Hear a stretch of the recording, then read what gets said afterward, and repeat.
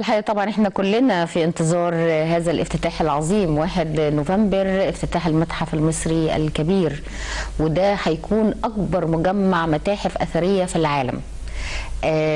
طبعا ده غير ان هو هيضم الكنوز الخاصه بالملك توت عنخ امون ومجموعه من الاحفوريات والاثريات اللي على مر التاريخ، ابتداء من العصر الفرعوني لغايه العصور الحديثه من العصور الرومانيه واليونانيه. وطبعا زي ما شفنا كمان في الفيديو من الحاجات اللي اكيد هنفضل نفخر بيها لمصرنا الحبيبه.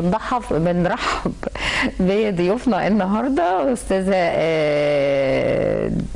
دنيا هاني سعيد، المرشده السياحيه. اهلا بيكي يا دنيا. وميرنا بشرى، مرشده سياحيه اصلا. اهلا وسهلا بحضرتك. اهلا وسهلا. ايه بقى العظمه اللي احنا هنشوفها دي؟ ان شاء الله المتحف المصري الكبير هو معجزه القرن ال21، لان هو كان حلم من سنين كتير، وبدات الفكره من 2002 لما تقدمنا في مسابقه بتصميم المتحف وفزنا بيها، وبدا الانشاء المتحف 2005. فاحنا تقريبا بنتكلم في 23 سنه، وطبعا اتوقف كتير ورجعنا نشتغل فيه تاني لحد ما وصلنا السنه اللي فاتت كان الافتتاح التجريبي للمتحف. وطبعا يعني لفت الانظار كلها لمجرد ان هو افتتاح تجريبي. والحمد لله بعد انتظار كبير احنا يوم 1 نوفمبر ان شاء الله هنشوف الافتتاح الرسمي بحضور قادة العالم ورؤساء كمان ان شاء الله. طبعا هو اعتقد ان احنا كان اول مرة يبقى يضم المجموعة الكاملة لتوت عنخ امون كده. اول مرة هتحصل في التاريخ انه يتم عرض مجموعة مومياوات مجموعة الملك توت عنخ آمون 5000 قطعة هتعرض لأول مرة. عندنا كمان مجموعة الملكة حتب حرس أم الملك خوفو دي برضو. وعندنا المتحف هيعرض مومياوات من آلاف السنين، تقريبا في موميا هتعرض من 26 ترجع ل 26,000 سنة. فالمتحف هو فعلا الحدث الأجمل والأروع اللي منتظراه مصر إن شاء الله يوم 1 نوفمبر بعد 5 أيام. هو أعتقد المتحف مش بيضم بس قطع أثرية، هو ليه حاجات تانية اللي هو بقى الحياة اليومية بالظبط كده. المتحف بيعرض قطع من عصر ما قبل الأسرات لحد العصر اليوناني روماني بكل تفاصيل الحياة المصرية القديمة، حياتهم اليومية، الثقافة الدينية وهكذا. هيبقى أعتقد كمان في جزء للمشغولات والمنتجات بالظبط، معرض للحرف اليدوية والتراث، وكمان في مطاعم وفي مراكز تجارية. وهو متحف مساحة. طب الناس بتتلخبط دلوقتي، يعني ناس كتير فاكرة ان ده تطوير للمتحف المصري اللي موجود في التحرير. لا هو مشروع مستقل.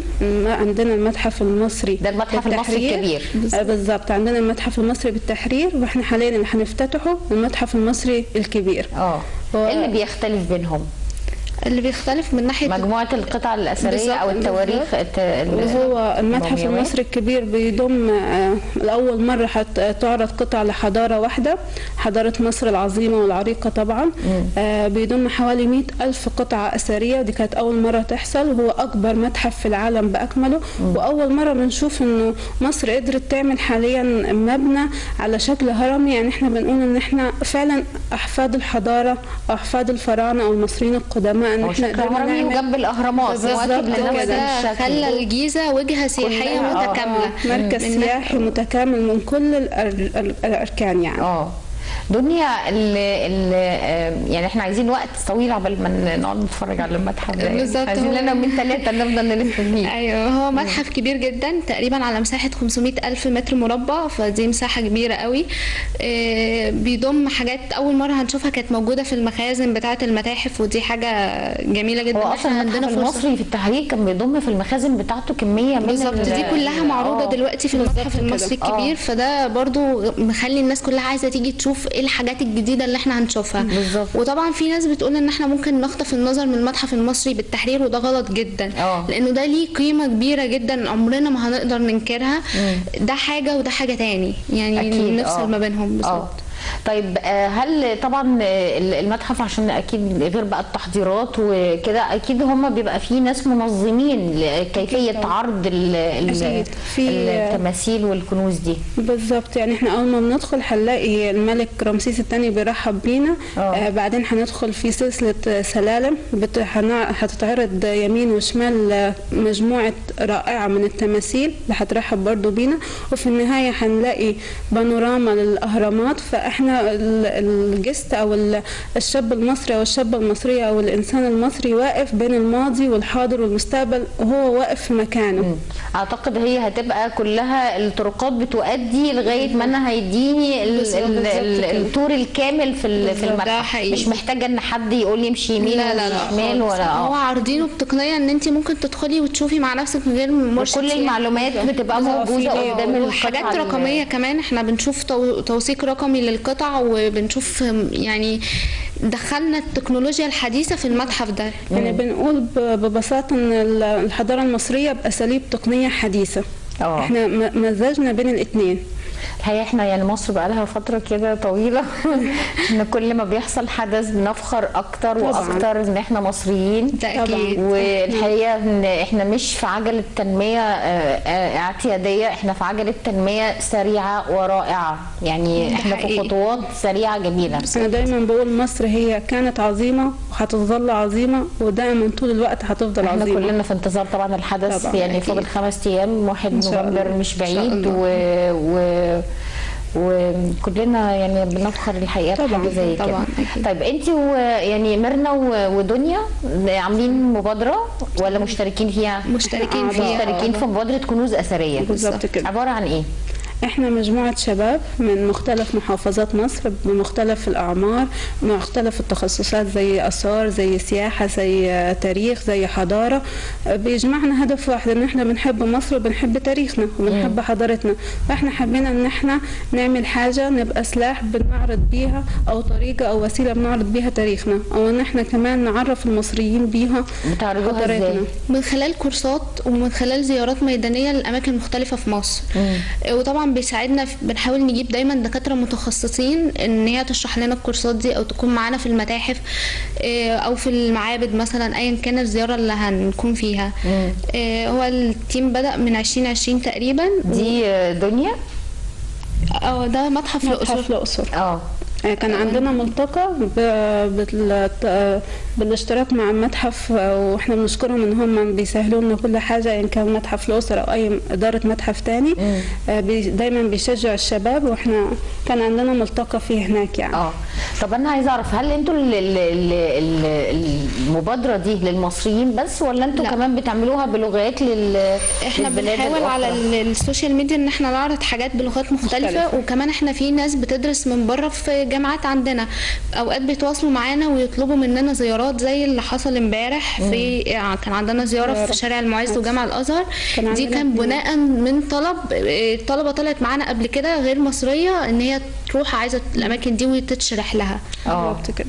يعني احنا مش هدفنا بس المصريين، ابتديتوا من فين؟ بقالكم قد ايه؟ من الشرقيه. من الشرقيه. الليدر بتاعنا من الشرقيه، والمركز بتاعنا المقر بتاعه في الشرقيه برضه. بقالكم قد ايه؟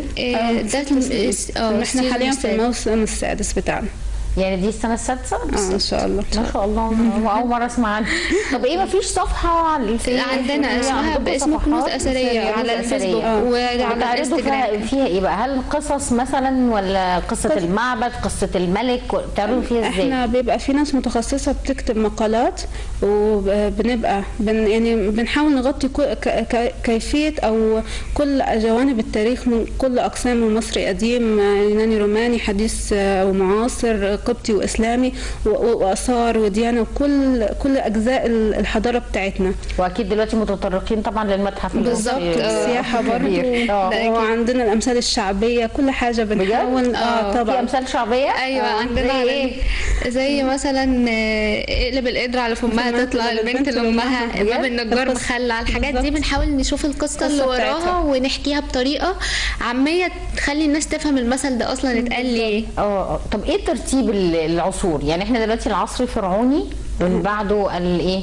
احنا مصري قديم. مصري قديم. المصطلح الفرعوني ده مصطلح غير صحيح، غير دقيق. بعدين اليوناني روماني، بعدين المصري القديم، بعد كده اليوناني، بعد كده الروماني، بعدين القبطي واسلامي، حديث ومعاصر. اللي هو وصلنا لغايه اخر ايه بقى؟ بنبتدي من تعرفوا ان مثلا نبتدي من ملك، يعني من انهي الاسره الكام؟ من الاسره صفر، عصر ما قبل الأسرات لحد العصر المتأخر. واليوناني روماني لما دخل اسكندر الأكبر بدأ العصر اليوناني روماني. وبعدين عندنا القبطي والإسلامي لما دخل السيد المسيح مصر، والفتح العربي في 631. وبعدين بدأ عندنا عصر بالظبط كده من عصر محمد علي باشا. بنبدأ من الأسرة 18. طب ادينا معلومه كده عن توت عنخ امون. توت عنخ امون الملك هو مش مشهور قوي، بس اللي شهره اكتشاف المقبره، ان هي اول مره نلاقي مقبره كامله. فهو حكم فتره صغيره تقريبا حوالي 6 سنين. لانه مات عمره 19 سنه ونص في الحدود دي، او 18 سنه. فهو ما لحقش ان هو يعمل حتى حروب او اي حاجه، فما كانش معروف. شهرته بس في مجموعه المقبره الكامله بتاعته، والقناع طبعا الذهبي اللي هيكون معروف شهير في المتحف الكبير. مين كان اشهر الملوك الفراعنه؟ حتشبسوت طبعا، رمسيس الثاني. مين تاني؟ الملك توت عنخ امون زي ما قلتي حضرتك دلوقتي. كتير يعني. في معلومه دايما كنا عايزين برضو الناس تعرفها، وان احنا بنعمل مثلا تعامد الشمس. هو اكبر تعامد شمس موجود في ابو سمبل على وجه رمسيس الثاني، لكن في حوالي اكتر من مثلا حاجه 20-30 معبد بيتعامد عليهم الشمس، مش كده؟ يعني مش دي الظاهره الوحيده على معبد ابو سمبل، لكن احنا بنسلط عليها الضوء لوحدها. زي مثلا معبد الكرنك بالظبط. دي بتبقى مرتين برضو، بدايه مع فصل الشتاء وبدايه مع فصل الصيف. بتظهر فيها الشمس. وفي كذا معبد، في الفيوم في معبد برضو في تعامد الشمس، في غرب الاقصر، بس معبد مش مشهور اسمه شلويت. معبد شلويت في البر الغربي، الاقصر. بتبقى يعني احنا عندنا مجموعه كبيره من المعابد بيتعمل عليها بس المواعيد متقاربه مع بعض ولا لا مختلفه؟ هل فعلا يعني في ناس تقول لك ان تعامد الشمس على وجه رمسيس الثاني هو يوم ميلاده ويوم تتويجه الحصد، وفي ناس يقول لك هو مرتبط بموسم الحصاد وموسم ما دي حاجه احنا مش قادرين نحددها، لان هو ما فيش سجل كتب هو ليه عمل تعامد الشمس اصلا. بس احنا دراستنا قالت انه ممكن يكون الراي ده او الراي ده. بالظبط. احنا في مجالنا اراء كتير ونظريات كتير، ما نقدرش نقول حاجه كان صح. في حقبه كده كنا بنروح مثلا معابد فبنلاقي فيه طمس للمعلومات اللي موجوده على المعبد. هل دي تمت في كل العصور؟ كان اي ملك يجي يطمس ما قبله، ولا كان في حد معين؟ لا مش كله، لا مش كتير. يعني مثلا حتشبسوت هم قصدوا ان هم يشيلوا لانه ما كانش في وقتهم ست تحكم. امراه تحكم. لسه عمالين نتكلم عن المجتمع الذكوري ده من بدري بقى. ده من عصر مصر القديم. انا عايزه اقول لحضرتك المجتمع المصري القديم كان بيقدس المراه، وكان لازم الملك يبقى من مرأة ملكية، من الأم ملكية. بالظبط. والست أساس كل حاجة. حكاية ملكة توت يعني سوري الملكة يعني هي الملكة حتشبسوت الوحيدة اللي في بعض هي الأشهر. القصة الأشهر. في ملوك تانية. في أخناتون طبعا اتحذف من التاريخ، لأنه ده أول واحد عمل ثورة دينية، وده كان حاجة غريبة قوي في مصر القديمة. هو عايز يوحد إله واحد على مصر كلها، حاجة مختلفة. الملك أخناتون ده يعني مشهور بالنسبة لنا. بالظبط. بس اول ما نادى بالتوحيد. بالظبط كده. اول ثروه اجتماعيه احنا عرفناها. اول ثروه اجتماعيه هو اللي عملها. بالظبط. طب احنا عندنا ايه معابد صغيره هنا في اسوان احنا ما نعرفهاش؟ يعني ادينا معلومات اثريه. في معبد إيزيس هنا موجود مش معروف جنب ابو سمبل. وفي احنا في ابو سمبل نعرف معبد ابو سمبل ونيفرتاري. بالظبط. اللي هي احب زوجاته. ايوه ده حقيقي. هو اتجوز كتير قوي. لكن في معبد إيزيس هو هنا في البلد نفسها من جوه، بس هو مش معروف ولا حتى مفتوح للزياره يعني. غير معبد إيزيس بتاع فيلة. ايوه بالظبط. وفي عندنا طبعا جزيره الفانتين. ناس كتير ما تعرفش ان جزيره الفانتين دي مليانه اثار ومليانه مقياس نيل من عصور مختلفه، فيها معابد كتير برضو، وهي قيمه حضاريه كبيره بس للاسف مش معروفه. كمان عندنا جبل ابو الهوى، هو تقريبا مش على الخريطه السياحيه اصلا. بس كلنا عارفينه. يعني لكن مش اي حد يعرف. مش اي حد يعرفه. طب بالنسبه بقى لمعابد ادفو وكمومبو، لا دول معروفين طبعا. معروفين. في معابد تانية غير المعابد الاساسيه الكبيره؟ لا هم دول معبد كومومبو ومعبد ادفو، لا ما فيش اثار تاني في البلدين دول. لكن في مجموعه من المعابد الصغيره اللي هي مثلا في الاديره، مش كده؟ في اديره اثريه. ايوه زي ايه؟ احنا عندنا في اديره في نقاده مثلا، دير ماري جرجس، ده دير اثري تحت هيئه الاثار تقريبا. اديره كتير يعني، مصر مليانه كلها اثار يعني، لو مهما عدينا مش هنوصل للعدد المتقارب حتى يعني. انتوا طبعا مرشدين سياحيين وعندكم خبره كبيره في ايه الحاجات اللي انتوا يعني مش عايزه اقول استغربتوها، لان احنا كل الحاجات اثارنا القديمه فيها حاجات معجزات كتيره، بس اللي هي شدتكم في ان انتوا تعرضوها كمعلومه. ازاي اصلا المعبد اتبنى؟ يعني احنا بتقابلنا دايما سؤال هو ازاي الحاجه دي اتبنت، ازاي المسله من غير آلات من غير ادوات، ازاي المسله مثلا وقفت بعد ما اتنحتت واتنقلت ووصلت هنا. دي حاجات برضو احنا نفسنا مش بنبقى في معلومه مؤكده ان هي ازاي اتعملت كده، بس في نظريات بيشرحوها هنا في المسله الناقصه. بالظبط بيشرحوها. ما هي دي مثال حي ازاي المسله اتنحتت. لا قولي لنا برضو عشان احنا عارفين، لكن في ناس غيرنا ما تعرفش. هم كانوا بينحتوا المسله او التمثال في الحجر نفسه باستخدام وهو موجود على الارض. هو في الارض بحاجه شبه الكوره كده من حجر اسمه الديوريت، ده اصلب من الجرانيت، هو الوحيد اللي يقدر ينحته، وموجود امثله في المسله الناقصه يعني بينحتوا الحجر بحجر اخر بس اشد منه بالظبط، لانه ما كانش فيه ادوات. يعني احنا لو عايزين نقطع جرانيت دلوقتي عندنا ادوات تقطعها، بس برضه هو عمل شاط ان انت تجيب حاجه وتقعد تنحت في الصخر عشان تعمل المسله وتعملها بالشكل ده. بعدين بيربطوا حبال حوالين المسله عشان يشدوها وتقف، بتنزل على مركب في الميه عشان تروح المكان اللي هتتحط فيه. طب بصي يا دنيا، عشان انا دايما لما بروح المسله الناقصه بسال نفسي السؤال ده. سيبك بقى، انا شفت المسله وهي اساسا منحوته على شكل مسله. بالظبط. هم لما بينحتوا الجناب ويبداوا يكتبوا عليها، الحته بقى اللي في الارض دي اللي هي اصلا في الارض دي مش بيوصلوا ليها ازاي؟ حاجه لسه مش معروفه، بس في ناس بتقول ان هم بيحطوا ميه بحيث ان هي ترفع في رأي ازاي بيفصلوا بقى الجزء اللي من تحت عن الارض نفسها. في رأي بيقول ان هم بيحفروا حفره لتحت في الارض غويطه خالص وبينزلوا المسله وبعدين بيثبتوها. يعني في نظريات زي ما قلت لحضرتك، احنا مجالنا نظريات، ما نقدرش نقول حاليا ايه الصح وايه الغلط.